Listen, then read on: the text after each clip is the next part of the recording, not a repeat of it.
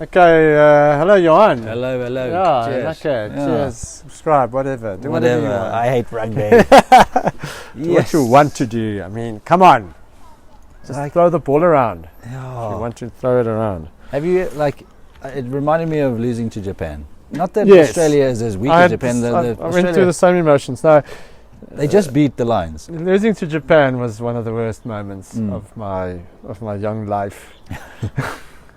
This was more of a "I told you so" moment.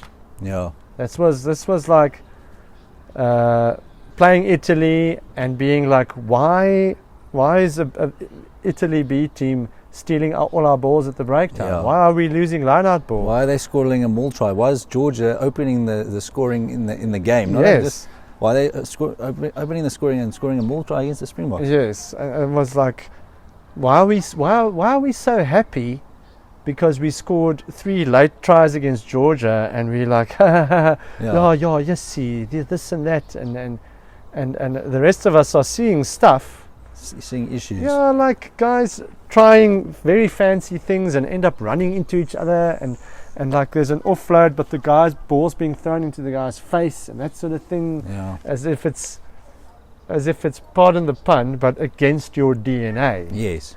Yeah. Yeah, it's like listening to JK, and he's like, no, the Springboks, they know their DNA. And I'm watching the last 4 games, and I'm like, do we know what do we? Yeah. What's You happened? know what I thought about on the way here, 'cause it's in my mind, and I'm scared I'm going to forget. Like you have very, very strong leadership in that team. Ibn Etzebeth took over as captain, and he didn't say, "Listen, Oaks, listen, Grant Williams, pass to the pods, pass to the forwards. Don't immediately go to the back line. Let's keep it in the forwards. Let's get over the advantage line. Let's force penalties. Let's kick at posts. This sort of thing." So your players buy into a system. They buy into a style of play. Manie Libbok was picked for a reason, to play a certain style of attacking rugby, disregarding other frailties in his game and stuff like that. That's sort of too many worrying things. Yeah. But we've been like apprehensive since last year, when they were like, well, we're bringing in Tony Brown and we're going to play this expansive game, and it just, I think back to P Div and even Alistair Coetzee, where it's like, okay, now we're going to play this molded around the Lions. we're going to play this like loose game, and it just doesn't ever seem to work for us. You know, like, when has it ever worked? No. It's the same. John Mitchell at the Bulls worked for a little bit and didn't work. Yeah. So what should have happened? The normal Libbok getting the ball, kicking fairly deep up and under in the wide channel, contestable balls. Whatever happens from there, if it's their scrum or our scrum, it's still a good result. Yeah. Because it slows down the game. Yeah. Taking our time to How get many to the scrums did line we out. have even? No, it's like 2 or 3 in the game. That's like our thing. Contestable kicks create scrums. Yeah. You know, Yeah. and pressure ball, and What happened to bit of this? you know, like we played where we want to scrum at all costs. It's almost like we played into their hands. Absolutely. I mean, Harry Wilson's try right after halftime. Well, whenever do you see that? There's no pillar, short there's no pass. defense around the ruck. We left it to Oxenchair to tackle him, and we had a 1.5 meter gap. You know why that happens? Because you're so focused on playing an attacking style of play that you sort of almost line up attacking when you're in defense, because it's like New Zealand, the All Blacks at their best. You're just going to score more tries than the opposition. That's what you're going to do. You're just going to be so attacking that it's okay if they score 27 points, because your point scoring average is 36. Yeah. So you're still going to win games. But we aren't the All Blacks. Extremely far from anything like that. It's 22-0, absolute lockdown. Kick penalties, kick up and unders, kick for position, kick the ball straight Squeeze down the them, middle of the squeeze field. them. Get them to kick it back, and then take it back. many pods, many forwards carrying the ball. Okay, yeah, Marco van Staden did go off for an HIA. Siya Kolisi went off after 45 minutes, so you lost your captain. But I mean, it's a bit... Yeah, no, that's something... There's lots of leadership on the field, you know. But well done, Australia, sorry. Congrats to Australia. Congrats to Australia, and I know I'm going to irritate a few people because they did play well. But what did we expect after? Did we not watch the Lions series? Yeah. you know? Yeah. What did we expect from them? I think we thought that we can play this expansive game better than they can. For some reason, even though that's their thing. That's their DNA. Yeah. That's their DNA. Yeah. That's the way they score. We exposed ourselves so badly. Their guys want to remove scrums and lineouts from the rules. Yeah. You know? Yeah. The administrators. We had zero defense. As soon as our rush defense, the winger tackling in on the inside center to stop all the momentum, if that doesn't work and you don't have a wing and your centers aren't covering the outside channel, you're completely exposed. Yeah. And it basically, as soon as that tackle is missed of the wing tackling in on the outside centre, it's just put that ball through the hands on the outside. Yeah. You know what scares me the most is it's almost like I'm worried that people are going to be like, oh, we just played poorly on the day. But if you look at all these games we've played, Italy scored how many tries against us? Georgia scored a few tries against us. That Italian number 7 stole so many of our balls. Do you know what I'm saying? We've been complaining about ball protection at ruck time. We don't have a defence. So are we going to be like, no, we just played poorly, or are we going to say something's not working? Maybe it's the things aren't working. Defence coach. There's a game plan issue that's not working. Yeah. Because when it becomes a problem, and coaches hate that. All coaches hate that. Any coach, whether you're coaching under 9s or if you're coaching the Springboks, is when the fans start saying things and then they are actually right. Like when we've been saying there's not enough protection at the breakdown. We can't solve the problem because we can't even see the problem because we're just fans. Yeah. But surely they can see that problem. Yeah. When it's only a scrum half cleaning after a brilliant ball carry by a lock forward and there's only a scrum half cleaning, my logic tells me that the setup is already there for the next attack. That you've got everyone lined up to receive the ball, and there's actually no one to clean at the ruck. Yeah. The forwards are creating pods all over the pitch, behind the centres, behind the fly-off, behind the centres, on the wing. They spread all across the park that there's no one to clean. That's what my logic tells me, is that you need more forwards to actually be closer to the ball for just other pick and goes or one-off runners to get you over the advantage line. That's what the Springboks do. Create pods with cleaners. It's okay if the backs fall asleep. We've watched games where we won convincingly, where Brian Abana maybe touched the ball 2 or 3 times in the match. Yeah. Did we yes. If we lost, it would have been better if Abana got the ball more. Yeah. Did anyone ever no one say ever that? Said that? Did anyone ever say, yes, no, we won the game, but I wish Ches and Colby just got a bit more ball. Yeah. Who cares? Who the hell cares? When you've got all those... Sorry, am I going on a crazy rant here? No. When you've got all those trophies, no one's going to go back and say, maybe we kicked a few too many up and unders. It's almost like we've fallen into... We're listening to Matt Williams. Yeah. We're falling into traps. Yeah. Exactly.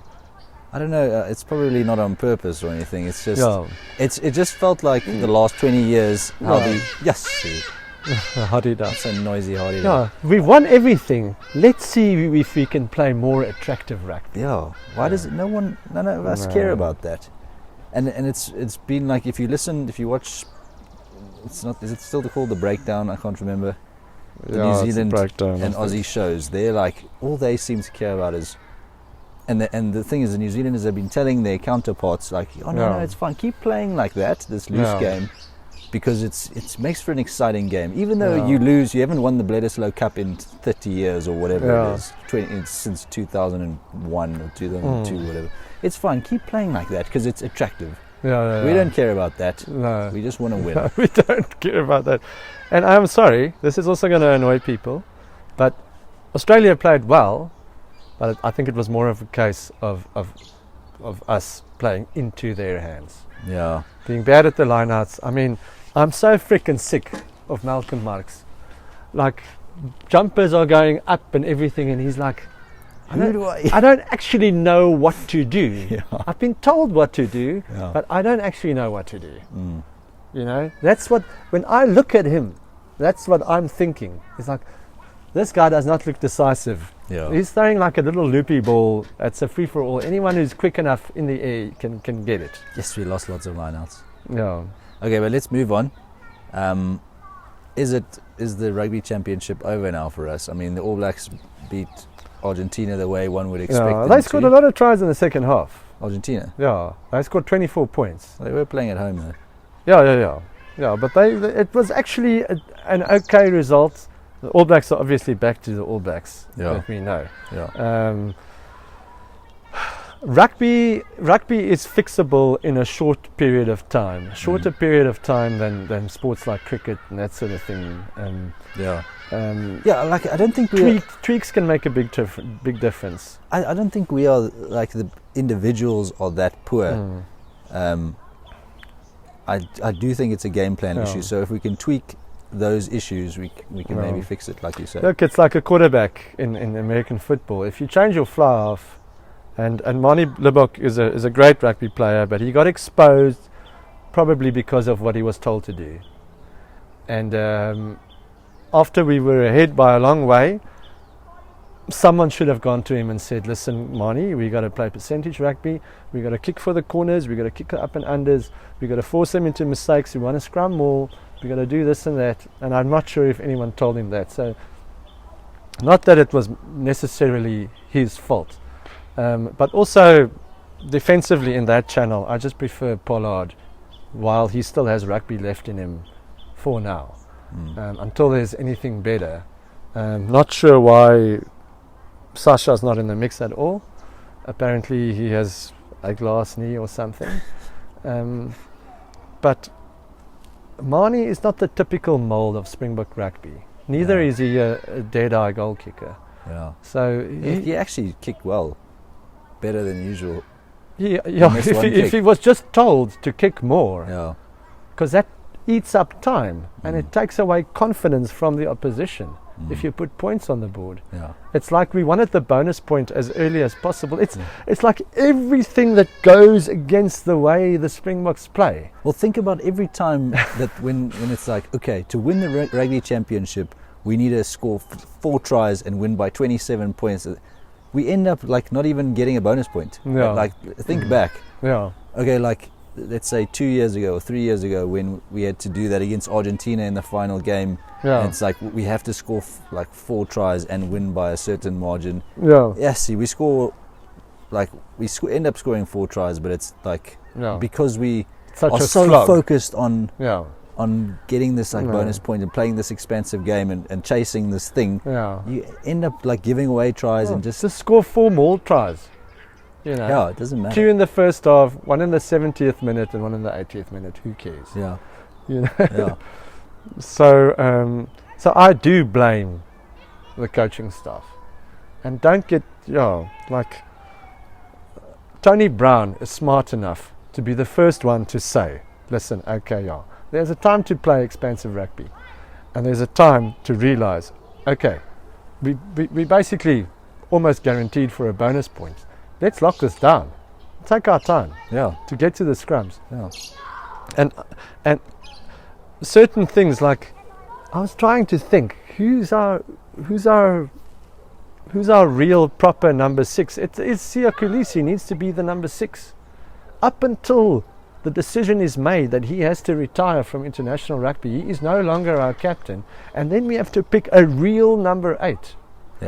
Someone who's big and strong and skillful, and a line-out option that gets you over the advantage line. for a Siya Kolisi and a Kwagga Smith to be a Springbok number 8 is an injustice to that player. Because are you trying to tell me that we don't have a 120 kilogram, 1.95 meter 8th man in this country? And if we do, then that guy needs to play. Yeah, but because he is a real. He's a real. Jasper's banned, I think. Jasper's banned, but at the moment I would go Quibus Visa. Even Quibus Visa, but he didn't really play. Did he play 8th man for the Bulls? He was Not more really. like He's played it for he played it against Georgia, and he played it really well. He did really well.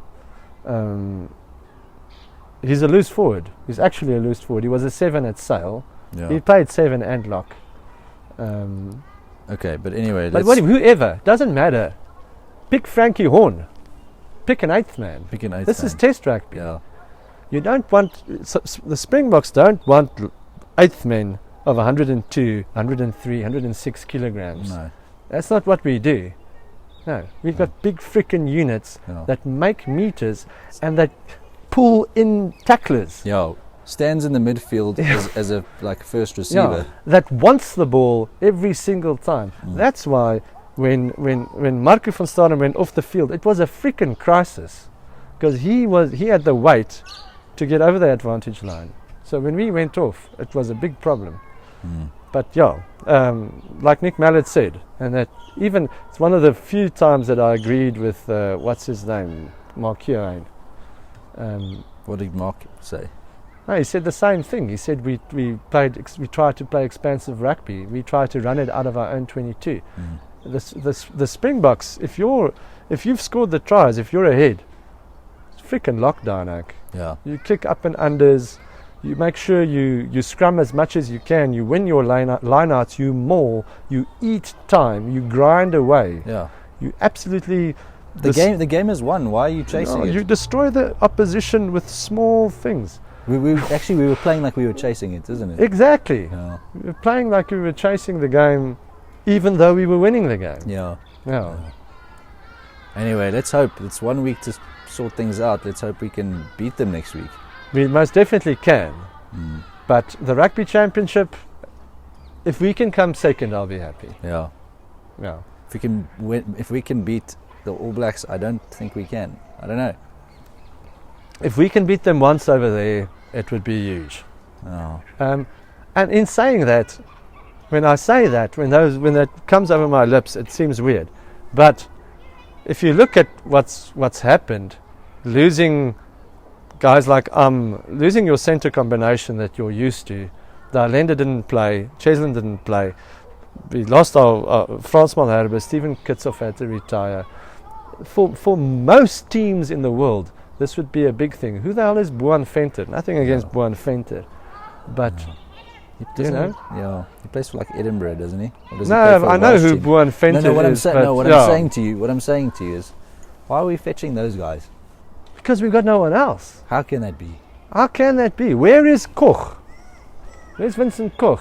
Why aren't we fighting this Thomas de Toey thing where he has to rest for 2 weeks? Yeah. What's that all about? You're talking about World Cup winners here. I think it is a little bit of arrogance where we don't need to fight for these oaks to be in the setup because we've got much. We've got 3 teams that could beat anyone. Yeah. You know, I cringed this week listening to the Aussie commentators and that, and being like, they've got 3 teams that can beat us. Like, that's what we've been saying, and no, we don't want that. That's nonsense. If you tell her the quickest way a Springbok loses a test match is if you tell him he's good. Don't tell him he's good. Tell him he is not good.